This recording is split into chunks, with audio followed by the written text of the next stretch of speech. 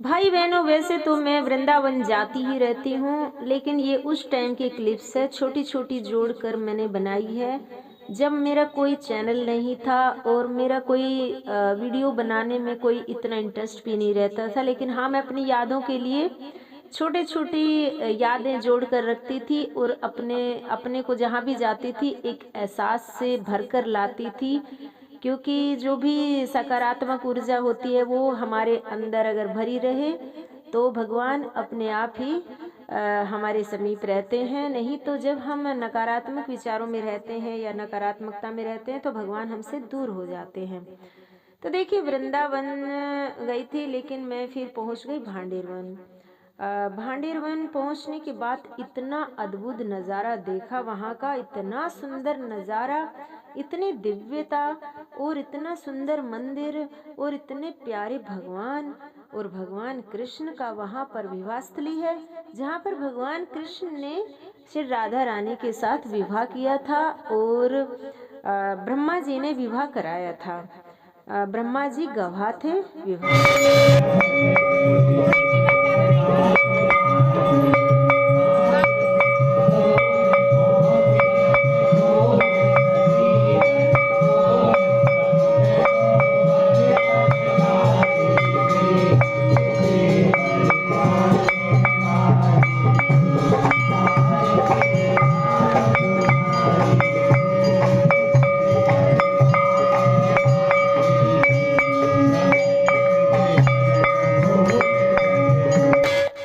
यहाँ के जो पंडित जी है और उनका परिवार ही मंदिर की पूरी देखरेख करता है। आने वाले यात्रियों की पूरा सेवा भाव से उनकी देखरेख करते हैं, प्रसादी बांटते हैं और सबका अच्छे से भगत और स्वागत करते हैं।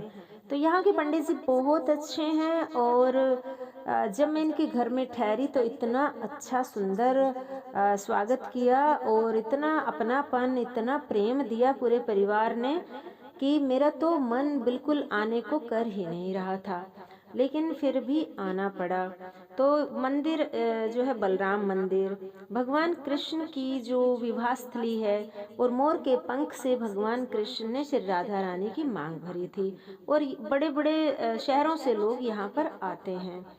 तो देखने लायक जगह है और इतना सुंदर नज़ारा देखकर मेरा मन गदगद हो गया, आनंद से भर गया और दिव्यता से मेरा मन इतना भर गया था कि मैं पूरा भर के आई थी। और इतना अच्छा लगा वहाँ पर जाकर कि मतलब शब्दों में तो मैं बता ही नहीं सकती, जहाँ पर भगवान कृष्ण का विवाह हुआ था। और वैसे तो कण कण में भगवान है, लेकिन एक बार भांडेर वन जाकर देखना, कितना सुंदर है भांडेर वन, कितना प्यारा, कितना दिव्यता से भरा हुआ है भांडेर वन।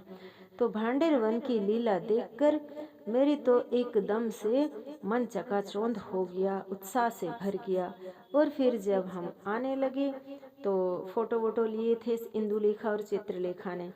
तो बहुत ही, एक ये माता जी हैं जो प्रसादी बनाती हैं, बाजरे की रोटी, हरी मिर्च का अचार, गुड़, गुजिया, मिठाई, फल फ्रूट और छाछ से भरकर गिलास देती है।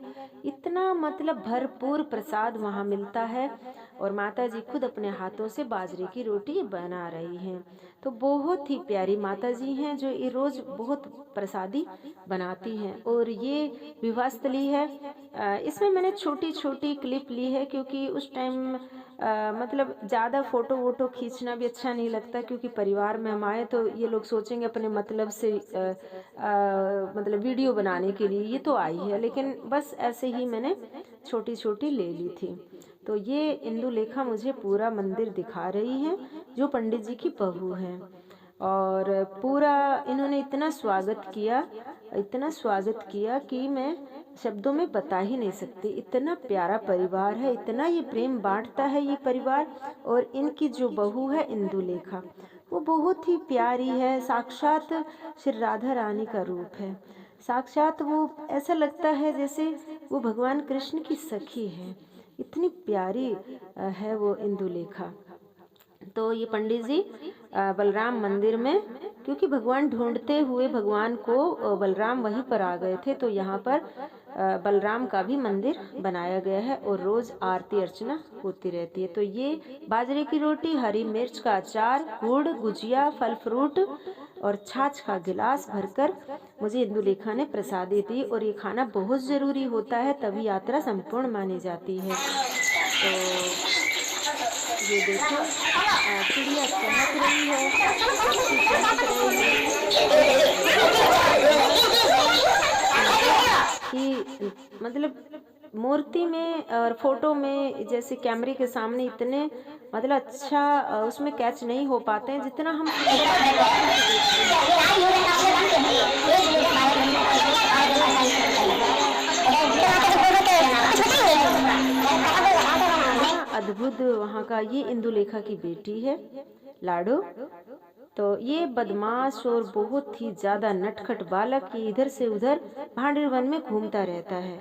ये बहुत प्यारा बच्चा है, बहुत नटखट है और बहुत मनमानी करता है, किसी की नहीं सुनता है, अपने मन से खाता पीता है, जो इसको पसंद है वो करता है, किसी की बात ये सुनता नहीं है।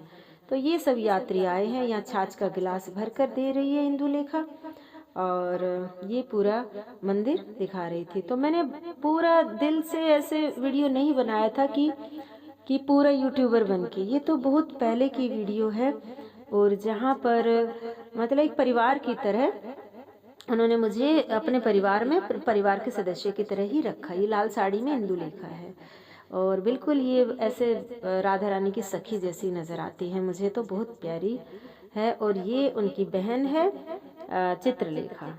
तो चित्रलेखा शयन कक्ष में ये मतलब चद्दर वद्दर बिछा रही है और यहीं पर हम ठहरे थे और चित्रलेखा के साथ ही हम विश्राम गृह में ठहरे थे। तो इनके घर में ही मैं ठहरती हूँ जाकर। बहुत ही अच्छा परिवार है, प्रेम भाव वाला परिवार है। तो सब गाय बछड़े पाल रखे इन्होंने, अपने घर का ही दूध दही होता है और ये चूल्हे पर ही रोटी बनाती है, पूरे दिन ये घूंघट में ही रहती है। इनकी बहन घूंघट थोड़ा कम करती है लेकिन इसका घूंघट तो हटता ही नहीं है।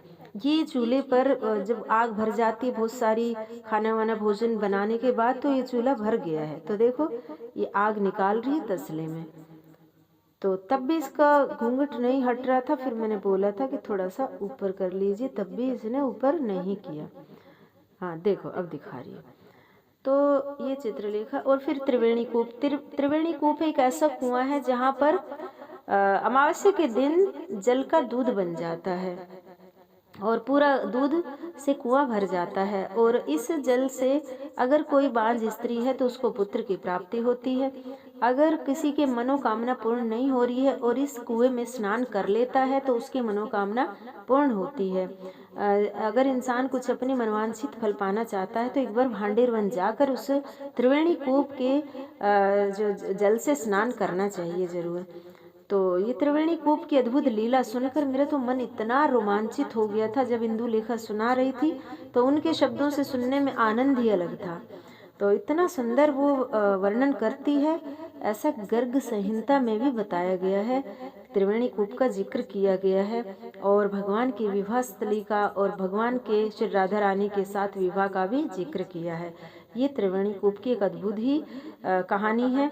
वो फिर हम फिर कभी उसमें किसी फिर और वीडियो में बताएंगे। फिर आ गए थे हम देवराहा बाबा का आश्रम पड़ता है रास्ते में, तो देवराहा बाबा के आश्रम की तरफ हम चल पड़े।